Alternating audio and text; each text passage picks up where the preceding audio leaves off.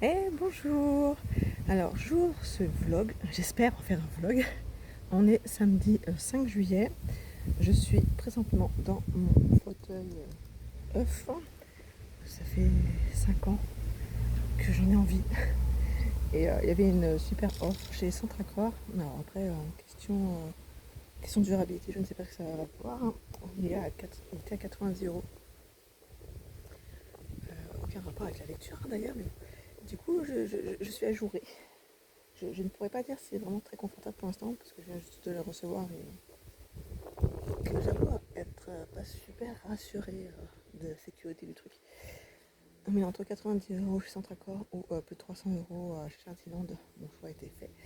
Sachant que ça fait, oui, 5 ans que, parfois depuis qu'on est ici, que j'attends pour voir ce fauteuil. Donc j'ai beaucoup attendu. Donc pour démarrer ce vlog, j'ai commencé la dernière allumette de Marie Vareille. Pour l'instant, je ne peux pas dire si j'accroche ou pas. J'en suis qu'à la page 27. Je me rappelle avoir lu un livre d'elle. Ainsi gèle les bulles de savon. Je sais que je l'ai lu et j'en ai aucun souvenir. Ce que je peux dire, c'est que j'avais apprécié ma lecture. Mais c'est tout. Pour l'instant, ouais, non, je rentre pas trop dans l'histoire. On suit Abigail. Je pense que ça doit être un chapitre maintenant et un chapitre quand elle était... Ah non, parce qu'après on tombe sur autre chose, donc j'ai rien dit. On suit Garni. Qui est Garni, on ne sait pas. Donc voilà, on va lire un petit peu.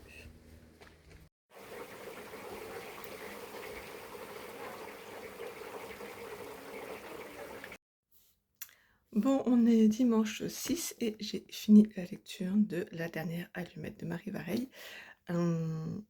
Voilà, j'ai lu tout l'après-midi au lieu de m'occuper du dossier d'inscription au lycée de ma grande. Comment dire, et je n'ai même pas mis le trépied, donc vous allez tanguer avec moi. C'est une claque. C'est clairement une claque. Autant j'ai mis un peu de temps à rentrer dans l'histoire. J'avais compris le thème principal, bien sûr. Mais oui, j'ai mis du temps. C'est vers la page 200 et quelques que je me suis pris une claque et que j'ai dévoré les dernières pages. Quoi, 330 et quelques. Oui, c'est une claque. Alors c'est compliqué d'en parler sans dévoiler le thème principal. On va suivre plusieurs personnages. Alors on va suivre surtout Abigail. Les pensées d'Abigail, pardon, ou Abby. Les cahiers qu'elle a écrits quand elle était enfant, qui retrace un petit peu l'histoire de son enfance, etc., et de son frère Gabriel. Donc on va aussi suivre Gabriel, sa rencontre avec Zoé, etc. Comment dire, compliqué de parler d'un livre sans spoiler quoi que ce soit. C'est un livre qui reste simple dans la lecture, dans lequel personnellement j'ai mis un peu de temps à rentrer, mais je pense que celui-là je vais pas l'oublier, alors que j'avais lu Ainsi gèle les bulles de savon de la même autrice, que j'ai complètement oublié par contre. Celui-là je pense pas l'oublier. Ouais, donc c'est un sujet malheureusement beaucoup d'actualité, mais en même temps il faut l'aborder, je pense, qui parlera à certaines femmes. C'est compliqué de tenir le truc. Hop là. Oui, qu'est-ce que je voulais dire? Oui, donc, et on va aussi suivre donc Gabrielle, sa rencontre avec Zoé. Je me suis fait balader en croyant qu'on suivait un des personnages, alors qu'en fait on en suivait un autre. Et c'est là où je me suis pris la claque quand j'ai compris qu'on parlait pas des personnes à laquelle je pensais. Après, ça change pas grand chose à l'histoire dans le sens où le thème principal est le même. Mais voilà, alors après,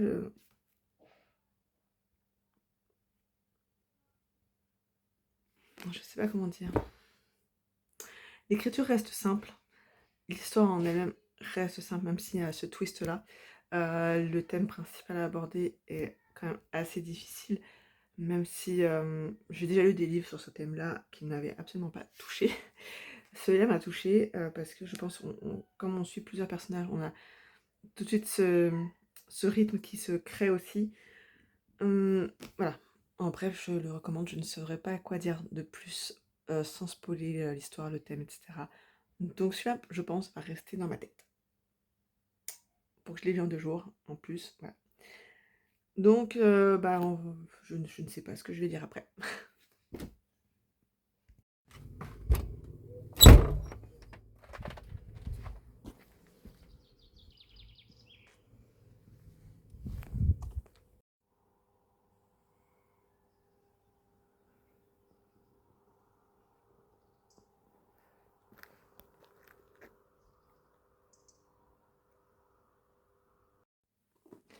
Alors, on se retrouve, nous sommes dimanche 13 juillet, il est 14h presque 30.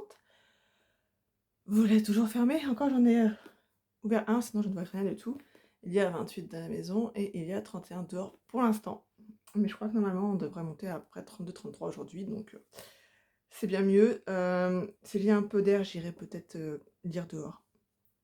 Là, on a mangé dehors, il faisait chaud, mais par moments il y avait de l'air, donc je vais voir. Je voulais juste venir faire un petit point sur donc, la dernière lecture, Un moment dans nos vies de Charilo. Et le sous-titre c'était « Et si une simple erreur pouvait changer toute une vie ?» J'ai beaucoup aimé, mais vraiment beaucoup aimé. Alors c'est pas transcendant dans le style grosse découverte, grosse claque, etc. Parce que c'en est pas une, mais j'ai vraiment beaucoup aimé. Donc on va suivre plusieurs protagonistes dans cette histoire. Il y a un chapitre par... un chapitre correspond à un protagoniste. Bon, c'est le prologue, évidemment ça marche pas. Voilà, donc Zara. Zara est une jeune femme qui prépare l'anniversaire de 30 ans de mariage de ses parents Brenda et Colin avec sa sœur Millie.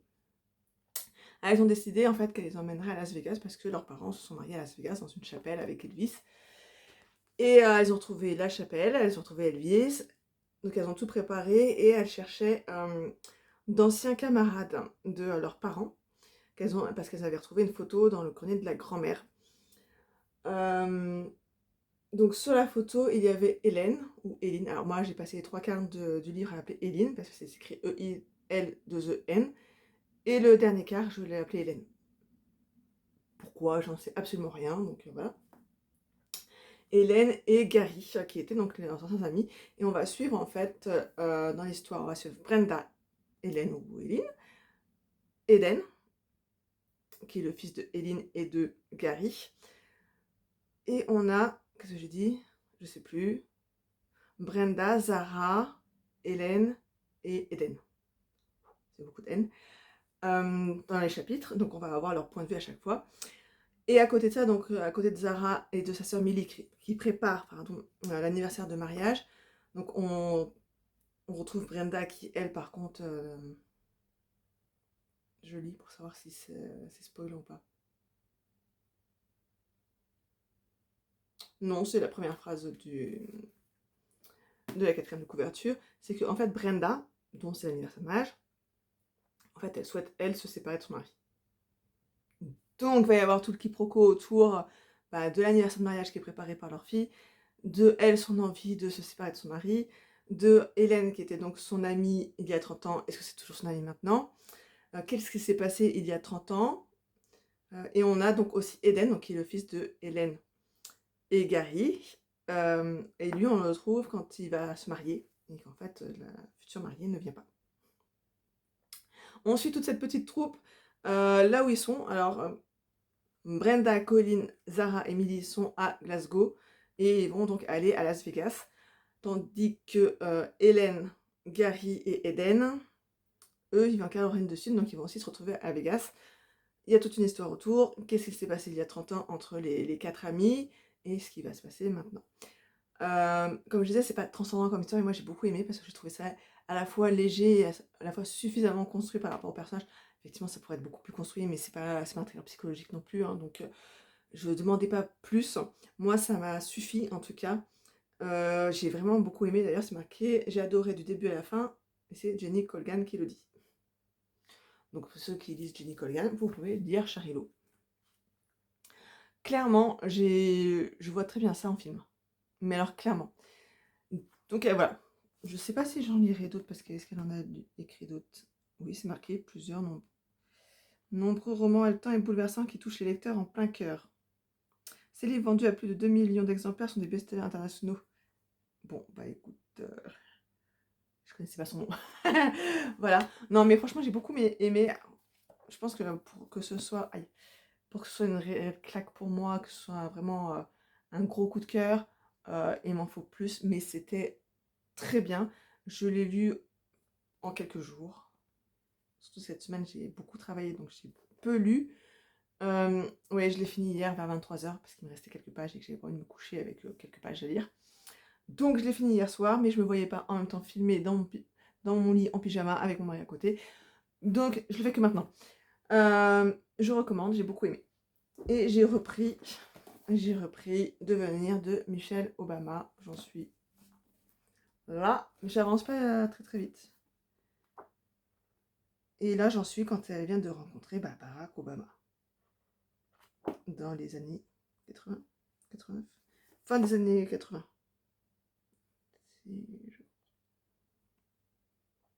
Voilà, donc on a suivi quand elle était petite, quand elle était à l'école, primaire, collège, lycée, à la fac. Et maintenant, on est quand elle est dans sa vie professionnelle et qu'elle rencontre Barack Obama. Et au début, ils sont amis. Voilà, j'en suis là. Ça se lit bien, c'est écrit de façon simple. Il n'y a rien de compliqué dans la lecture. Moi, je ne connais pas du tout la vie de Michelle Obama. J'ai même pas suivi quand Barack Obama était président. Donc, pour moi, c'est réellement de la découverte sur sa vie. C'est plutôt intéressant. Après, c'est pas... Je sais pas ce que j'en garderai comme souvenir en tout cas. Mais voilà, je suis partie, donc, repartie sur cette lecture-là. Sachant que je m'arrêterai peut-être pour continuer les livres de la bibliothèque, parce qu'il y a des échéances. Je vais chercher d'ailleurs. Parce que pour le coup, j'ai toujours La Maison de l'Orchidée de Lucinda Riley. Quand est-ce qu'on est parti à la bibliothèque? C'était un mercredi ou un samedi? Parce que si c'était un mercredi, ça va faire 2 semaines que je l'ai là, je crois. Donc il me reste 1 semaine pour le lire. Ce qui est largement possible parce que le dernier Lucinda Riley, qui était un grand format, je l'ai lu en 2 ou 3 jours. Ah, c'est écrit plus petit quand même. Oh, il est abîmé le pauvre. Oh, c'est dommage. Il est abîmé. Je pense à le signaler. La dernière fois, j'avais pensé, mais là en plein milieu, je suis pas sûre. C'est pas super visible de l'extérieur. Donc voilà. Donc j'ai celui-là et j'ai pris celui-ci. Je suis pas sûre que c'était une très très bonne idée de ma part. Donc Grinda Drap de Caril Ferret. Je n'ai jamais lu cet auteur, j'en ai entendu beaucoup parler et beaucoup en bien. Je ne sais pas, en fait, j'ai beaucoup hésité à le prendre à cause du début, à cause de la 4e de couverture, où on t'explique dès le départ que, en fait, c'est comment ça s'appelle? Ça se dit la chasse? Non, c'est la pêche. Attends. Blablabla. Chasse, il parle de chasse, non pas de pêche. De la chasse rituelle à la baleine.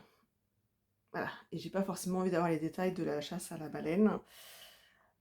Bon, j'espère que c'est vraiment que le début, parce qu'après on t'explique que voilà, au milieu des cadavres des baleines, flotte le corps du vieux chef, couvert d'étranges plaies. Donc j'espère que la chasse en elle-même ne dure pas trop longtemps, parce que ça c'est quelque chose avec laquelle j'ai beaucoup de mal. Donc voilà, ça m'a fait tiquer sur le fait de l'emprunter ou pas. Donc si vous l'avez lu avant que j'ai fini ce vlog, dites-moi. Dites-moi si j'arrête si je le rends directement. Parce que j'aurais peut-être dû prendre autre chose où on parle pas de chasse à la baleine. Pourtant je suis pas végétarienne, hein, mais ça c'est le genre de truc où j'ai du mal à me dire. Ils ont fait en sorte de parquer toutes les baleines à un même endroit pour pouvoir aller dessus plus facilement. Je comprends le truc du rituel, etc. Mais arrivé en 2025, j'ai toujours un peu de mal. Même si je ne suis pas végétarienne et que je vais manger du poisson. Chercher l'erreur. Mais j'en mange tellement peu de poisson en même temps que... voilà. Donc j'ai pris celui-là. Celui-là, je l'ai pris mercredi, ce qui veut dire que j'ai encore 2 semaines et demie pour le lire. Il n'y a pas particulièrement long. Note de l'auteur à la page 381. On a combien de pages qui servent à rien avant? Il y en a 10.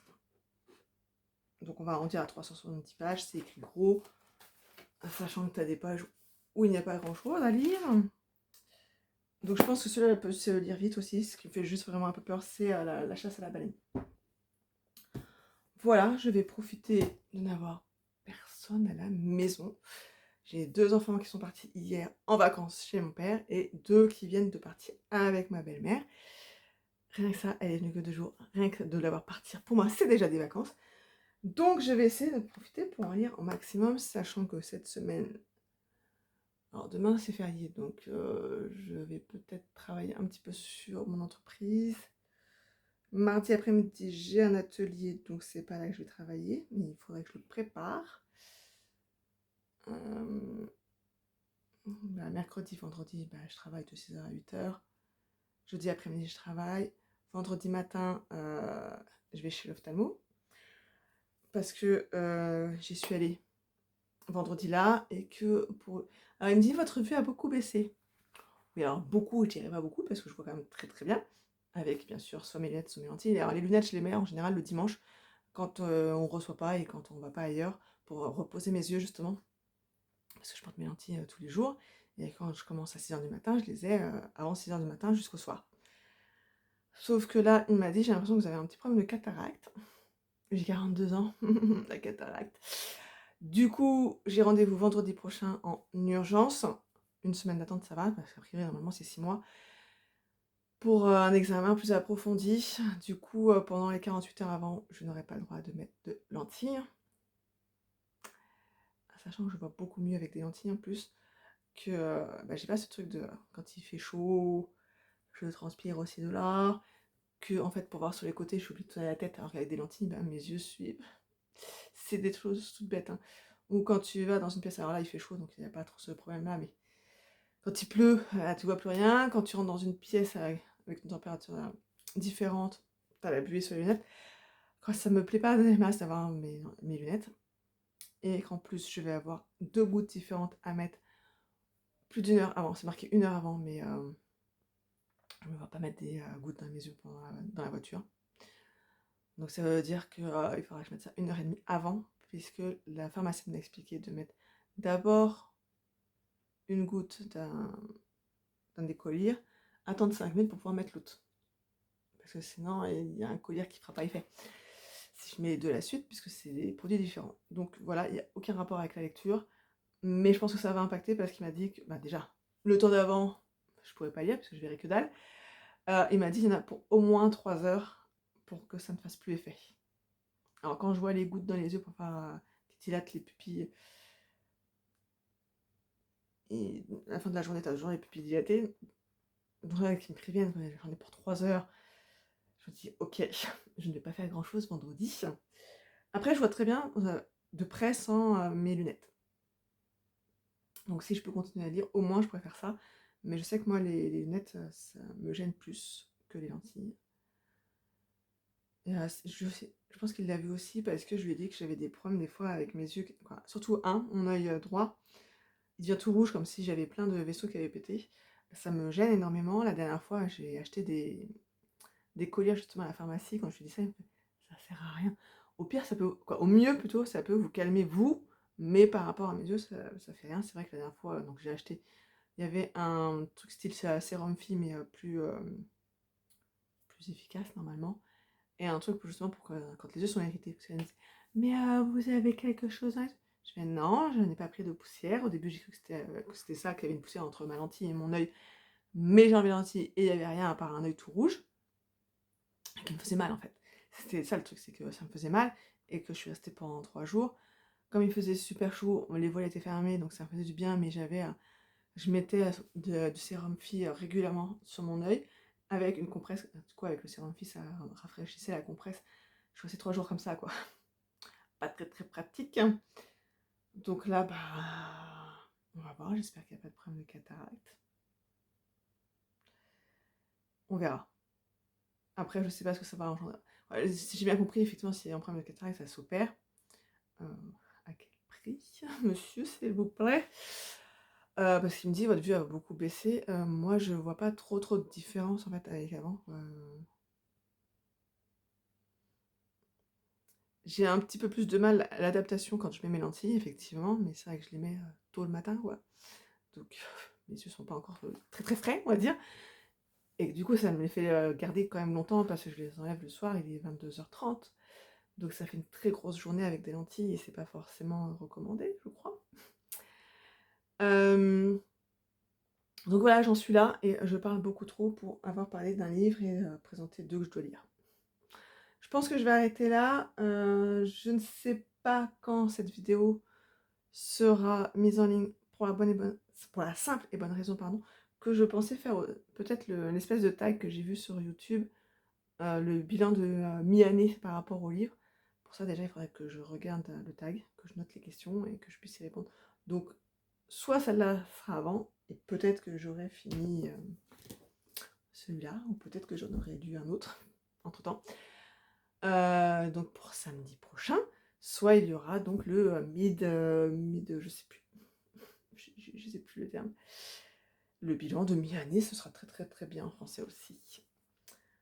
Voilà, et puis bah, je pense si ça, ouais, voilà, c'est bien, voilà. Et n'hésitez pas à mettre vos recommandations de livres que vous avez vous comptez lire cet été ou que vous aimez lire l'été. Me donner vos avis pour ceux que je vous ai présentés.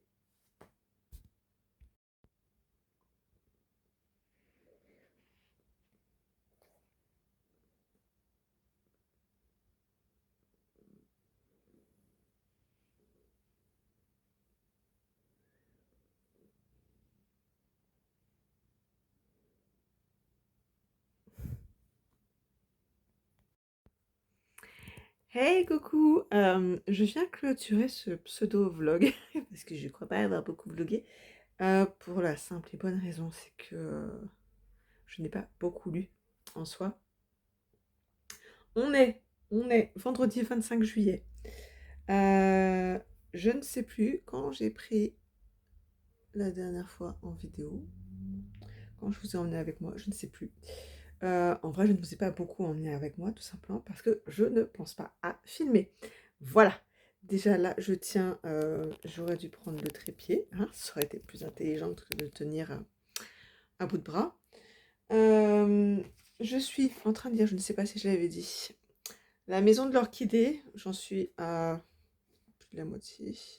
La moitié. Oui, alors sachant que les dernières pages, c'est... Je sais pas pourquoi, tout le temps... Voilà, il me reste ça.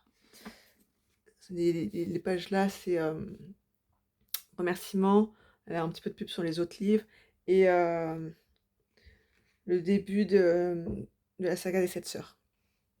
J'ai pourtant pas bougé mon bras, mais j'ai l'impression de... Et je sais pas pourquoi dans chaque livre il y a ça. C'est bon, mettez peut-être un autre truc. Bon, bref. Pour l'instant, j'en suis à la moitié et on ne peut pas dire que ce soit mon préféré. Pourtant, c'est Lucinda. Mais j'ai l'impression d'être un petit peu en panne en fait de lecture. Je pensais que ça allait me rebooster de prendre une petite autrice doudou, mais en fait non. Du coup, j'ai remis de côté Michelle Obama avec Devenir. Ça fait 2 fois que je le mets de côté. Sachant que je vais aller chercher les livres. Parce que je ne sais plus si j'en ai parlé. Je vais chercher. Sachant que donc Lucinda Riley, je ne sais plus s'il fallait que je le rende là ou la semaine prochaine. Je ne suis pas partie à la bibliothèque cette semaine. J'irai la semaine prochaine parce que je pense qu'il sera fini. Enfin, j'espère. J'avais emprunté celui-ci. Je ne suis pas sûre que ce soit une très bonne idée. Après, je me dis c'est un thriller, donc peut-être que ça va me relancer. Le début de l'histoire m'a fait un peu peur, mais je crois que j'en ai déjà parlé. Parce qu'on part avec la chasse à la baleine. Et c'est le truc qui me fait un peu peur. Si après on s'en éloigne, ça ira. Sinon, je suis pas sûre d'apprécier plus que ça. Et ma fille avait emprunté Mémoire de la forêt, le premier. Normalement, il faut le rendre demain à la bibliothèque. Je pense que, comme j'ai envie de le lire, alors après, le truc qui m'embête, c'est que j'ai tellement de livres à lire et que j'avais fait ma pile à lire de l'été qui n'avance pas. puisque je prends des livres à la bibliothèque. Voilà. Et que j'avance très, très, très, très lentement dans mes lectures en ce moment. Mais du coup, je pense que je vais... Soit il est possible de le renouveler avec la carte de ma fille, soit je l'enlèverai de la carte de ma fille et je l'enlèverai et l'emprunterai avec ma carte. Sachant que là, pendant 2 semaines, je n'ai pas mes ateliers Montessori. Du coup, je vais pouvoir rendre les livres que j'emprunte à chaque fois pour les enfants que j'ai en garde. Parce que je ne fais pas que des activités Montessori pendant 4 heures, n'est-ce pas? Voilà, donc je lis beaucoup moins. Pourquoi je lis beaucoup moins? Parce que j'ai fait de la peinture. J'ai fait de la peinture dans la chambre de mon grand. Que ça m'a pris énormément de temps parce qu'en déplaçant les meubles, je me suis rendu compte qu'il y avait des impacts. Donc il a fallu d'abord que j'enduise et puis que je ponce. Bah oui, mais en fait, tant que l'enduit n'est pas sec, tu ne peux pas peindre, hein. Donc j'avais commencé à certains endroits. J'ai fait le plafond parce qu'à un moment, il a eu de la moisissure dans sa chambre. Il n'y en avait plus, mais j'avais nettoyé vite fait quoi, avec du vinaigre. Ça marche très très bien pour la moisissure, mais ça avait fait des traces quand même au plafond. Du coup, il n'y en a plus. Et j'ai peint une partie de mon salon. Je n'ai pas pu faire tout parce qu'en fait, mon frère est censé faire de l'électricité. Et qu'il va faire des trous, donc ça sert à rien que je fasse une belle peinture, quoi. Belle peinture, tout est relatif. C'est de la peinture blanche, hein. Mais ça sert à rien que je repeigne quand il va faire des trous, parce que du coup, il va y avoir des endroits de l'enduit. Donc ça serait un peu inutile. Donc il n'y a qu'une seule partie de mon salon qui est peint, donc il y a des murs qui sont très très blancs, et d'autres qui sont beaucoup moins blancs. Voilà. Sachant que j'ai refait le plafond aussi, parce qu'il y avait des traces au plafond, qu'on avait eu un... Comment ça s'appelle? Pas un dégât des eaux, une infiltration, donc ça fait des belles auréoles. Euh, Moi, je vois encore les traces. Je pense que n'importe qui vient ne verra pas les traces, mais moi, je les vois. Mais j'ai pas envie de faire une 3e couche de peinture. J'en ai fait 2 sur le plafond, ça m'a bien gonflé. Donc ça a été fait. Et pourquoi d'autres je n'ai pas lu plus que ça? Bah déjà pas forcément l'envie et c'est tout quoi en fait, pas vraiment l'envie. Et comme j'apprécie pas plus ma lecture, quoi, pour l'instant je trouve qu'il se passe pas grand chose, c'est dommage. L'histoire d'amour entre 2 des protagonistes, je l'ai vu venir à 3 km. Voilà, dès qu'ils se sont rencontrés, je savais que ils finiraient ensemble. Mais là, l'histoire dans le passé, pour l'instant, ne m'intéresse pas plus que ça. C'est dommage parce que... alors, je sais pas s'il y a une part historique avec la prison de Changi. J'ai oublié où c'est. Thaïlande? Thaïlande, je crois. Pour l'instant, voilà, ça me... Voilà, c'est dommage parce que c'est mon autrice doudou et que j'espérais me relancer avec. J'ai mes lunettes parce que j'avais encore mal aux yeux et que j'avais encore l'œil tout rouge ce matin. Je le préserve au maximum parce que je ne sais pas si ce sont mes lentilles ou pas. Mon père a eu rendez-vous hier chez l'ophtalmo, aucun rapport avec la lecture, hein. Aucun rapport, oui et non, parce que j'ai besoin de mes lunettes pour lire. Même si de près je vois bien, mais mes lunettes, en fait, sont à ma vue d'avant. Entre-temps, j'ai changé de vue, mais je les avais pas remises à ma nouvelle vue. Mais mes lentilles le sont. Donc mes yeux fatiguent aussi là, pour ça, mais du coup, je n'ai pas de nouvelle ordonnance, puisque l'ophtalmo m'a diagnostiqué une cataracte précoce, ou une cataracte des jeunes, comme on dit. J'ai 42 ans, j'étais très, très, très, très contente. Et en fait, quand j'ai dit ça à mon père, il me fait « Ah oui, c'est bizarre, machin. » Je suis « Ah non, mais ça existe, j'ai vérifié sur Internet quand même. » Et du coup, l'autre fois, on est parti chez Ophtalmo, parce que la dame avait dit 92 € et que j'en ai payé 62, mais en fait, j'avais les yeux tellement dilatés que je ne voyais même pas, quoi. Je discernais juste les touches, donc je n'avais pas vu qu'elle me faisait payer 62, donc il a fallu que j'y retourne pour payer le complément.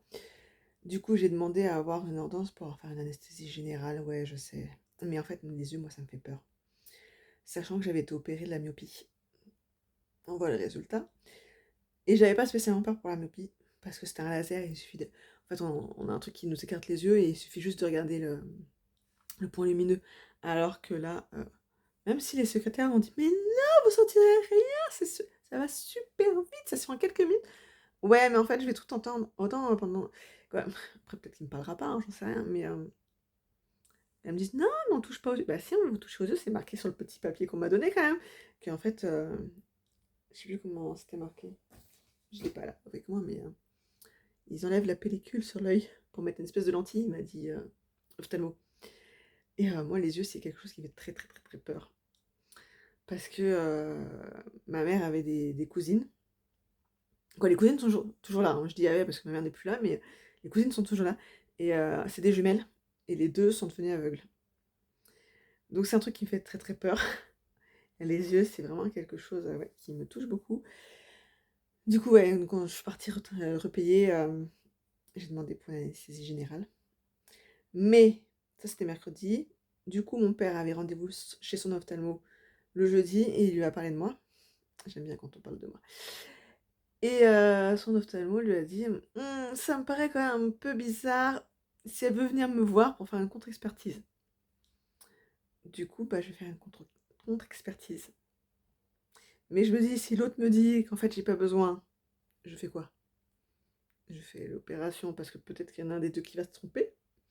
Je demande un troisième avis. Ça devient compliqué là quand même. Mais effectivement, si je peux zapper la case opération, ça pourrait être pas mal. Voilà.